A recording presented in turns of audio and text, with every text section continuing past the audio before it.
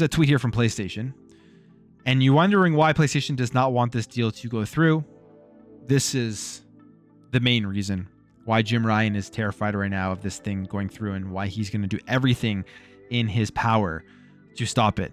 PlayStation tweets out, "Congratulations to Infinity Ward and Activision on the biggest PlayStation Store launch ever for a Call of Duty game, including pre-orders and day one releases.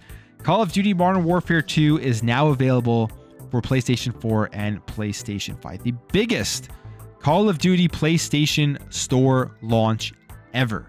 That's huge because they make so much money off of the PlayStation Store, people buying these games digitally. That's where they want everyone to go. They want everyone to push digital so they can make more profits off of it and they can price control everything. So they're paying all this money in terms of royalties to be able to have this game on PlayStation to Activision, right? To the third party for publishing it and stuff. They're paying all this money to them. Their biggest game, the biggest game on PlayStation, if the Activision Blizzard deal goes through, Xbox is going to be making money off of PlayStation's biggest game every single iteration of Call of Duty. I was going to say every single year, but from what I understand is they're taking a year off for the next Call of Duty. And that is probably something extremely hard for PlayStation to swallow because you're going to just be feeding your biggest competitor, at least in the West, at least in North America, in terms of giving them money to reinvest back into Xbox and to reinvest back into Xbox Game Pass and to reinvest back into their ecosystem where they can continue to grow it and then continue to provide more value to customers and continue to spend money on user acquisition for Xbox, all well not really being able to do anything about it because you're not going to take Call of Duty off of PlayStation if you're PlayStation because of how much money it still makes you. So they're probably looking at this and it's a lose-lose situation for PlayStation no matter what when it comes to Call of Duty. That's just the fact of the matter. And it's a win-win for Xbox. Keep it on PlayStation. Of course you want to keep this game on PlayStation because they'll just keep paying you to invest further into your ecosystem. And take a look here. So this is some UK sales stuff, some box charts. Call of Duty Modern Warfare 2 physical sales up over 40% than with Vanguard, which really puts into perspective how disappointing Vanguard was in terms of Call of Duty, and it was still the top selling game, which is crazy. Call of Duty Modern Warfare 2 is up 40%, but I believe Vanguard was still like at the top of the chart even when that came out, even though it's been doing it did much worse than Call of Duty Modern Warfare 2. So it says here, Call of Duty Modern Warfare 2 has posted a far better week at physical retail than last year's disappointing Call of Duty Vanguard. Sales of the new title are 42% up compared with Vanguard, nearly 9% up over Call of Duty Black Ops Cold War from 2020. Sales are down 61% compared with 2019's Modern Warfare, although downloads have since become dominant and digital sales data will be available later this week. So 61% down in terms of physical sales from 2019 Modern Warfare, but I would bet it is beating 2019 Modern Warfare in terms of overall sales because of the digital side of things. I would not be surprised. It's a huge release. And it's a good game. I mean, it's fun. I've been playing a ton of it. I'm not like a Call of Duty professional, so I've been watching videos of a lot of people complaining, and some of the complaints, when I sit down and I think about it, I'm like, okay, it makes sense why they are saying this, but these people play Call of Duty as like a career almost type of thing. So for them, I can see why there's complaints, but for someone like me who's just a casual Call of Duty player, jumps in, plays games, it is a ton of fun. Continues on here, it says 53% of box sales were on PlayStation 5 and 29% on Xbox and 18% on PS4, although do note that Xbox tends to perform more strongly when it comes to digital market share. So that's interesting.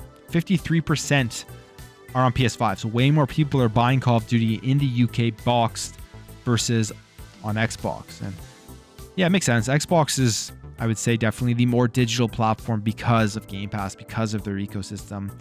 It almost makes you kind of never want to buy a physical game, especially if you have an Xbox Series S and an Xbox Series X like I have. Being able to just easily play games no matter what room you're in on whatever console is so much more convenient than having a disc and only being able to use it on your Series X. It continues on here to say Call of Duty Modern Warfare 2 is the third biggest physical release of the year behind FIFA 22 and Pokemon Legends Arceus. Crazy. Still again, this is just physical. I still think by the end of when we get all the digital numbers, Call of Duty is going to outsell these by a mile. FIFA maybe will be close, but definitely more than Pokemon because it's only on the Nintendo Switch. But yeah, that's crazy the how good Nintendo still does with their first party games like Pokemon Legends. Now, the arrival of Call of Duty means FIFA 23 ends its 4-week stay at number 1 and drops to second place. The EA football game continues to trend slightly ahead of its predecessor in terms of box sales by just over 7,000 copies. So we can take a look here at the top 10 in terms of the box sales stuff in the UK. Call of Duty Modern Warfare 2, FIFA 23, and Bayonetta 3, the game that everybody was supposed to boycott. Trending in here at number 3 on the list. A game that I'm going to be getting tomorrow. Hopefully, if the mail shows up on time, with my Masquerade edition, which I'm extremely excited for. So, lots of stuff here. Gotham Knights, a game that apparently was dead on arrival because of all the complaints, was number 2 last week, number 5 this week. It'll be super interesting to see what the overall sales of Gotham Knights were. From what I'm seeing with Gotham Knights, I haven't played it yet, is that the critic reviews are way worse than the user reviews. There's a lot of people that actually are enjoying it. So we'll see. It looks like fun. I'm gonna play Gotham Knights at some point, 100%. But yeah, Call of Duty Modern Warfare 2 selling like crazy, selling like insane amounts, and it's gonna continue to sell. And it's, I mean, you look at what they've been doing in terms of marketing as well for Call of Duty. It's on the PlayStation 5 box. There is a bundle with it.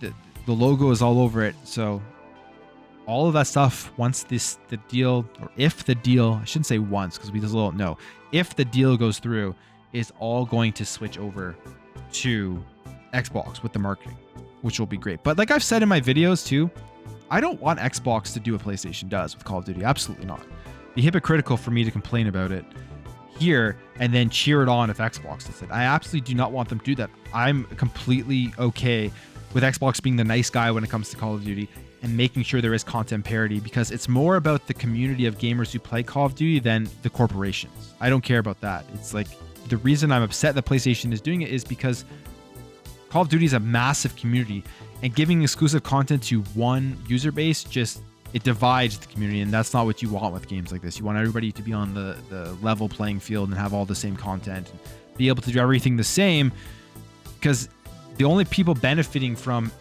not having content parity between the different versions is PlayStation, essentially. And I guess the gamers on PlayStation as well.